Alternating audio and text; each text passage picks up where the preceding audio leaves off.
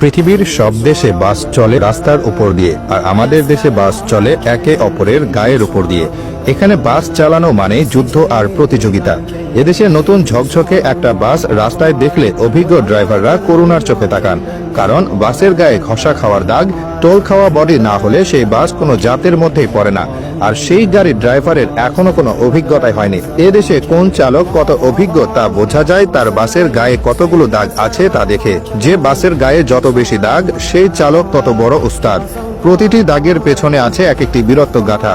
কোনোটা হয়তো ফার্মগেটের জ্যামে অন্য বাসকে 1 ইঞ্চি জায়গায় হারিয়ে দেওয়ার চিহ্ন, আবার কোনোটা হয়তো মহাখালীর মোড়ে রেষারেষিতে জেতার গৌরব বহন করছে। এদেশে বাস চালকদের মধ্যে এক অদ্ভুত প্রতিযোগিতা কাজ করে। কে কার আগে যাবে, কে কার আগে যাত্রী তুলবে, এই নিয়ে চলে এক নিরন্তর শীতল যুদ্ধ।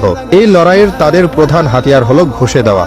দুটো বাসের মধ্যে যখন 1 সুতার ব্যবধানও থাকে না, তখন আমাদের দেশের চালকেরা সেখান দিয়ে গাড়ি চালিয়ে দেন। এই ঘেঁষাঘেঁষির সময় যে আওয়াজ হয় তাকে আপনারা দুর্ঘটনা ভাবতে পারেন, কিন্তু চালকদের কাছে এটা হলো মধুর সঙ্গীত।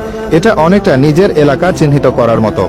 একবার গা ঘেঁষে চলে যাওয়ার মানে হলো এই রাস্তায় আমি সেরা। এই লড়াইয়ের অন্যতম গুরুত্বপূর্ণ চরিত্র হলো বাসের হেল্পার।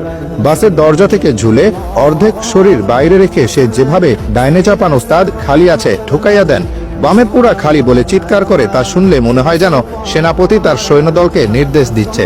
ড্রাইভার আর হেল্পারের এই বোঝাপড়া এতটাই নিখুঁত যে ড্রাইভার চোখ বন্ধ করেও হেল্পারের নির্দেশে বাসকে এমন সব সরু গলি দিয়ে বের করে আনতে পারেন যা পদার্থবিজ্ঞানের সব সূত্রকে হার মানায়।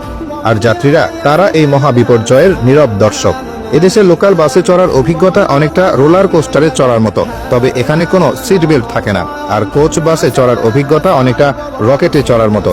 হঠাৎ ব্রেক কষলে আপনি নিউটনের প্রথম সূত্র হাতে কলমে শিখতে পারবেন।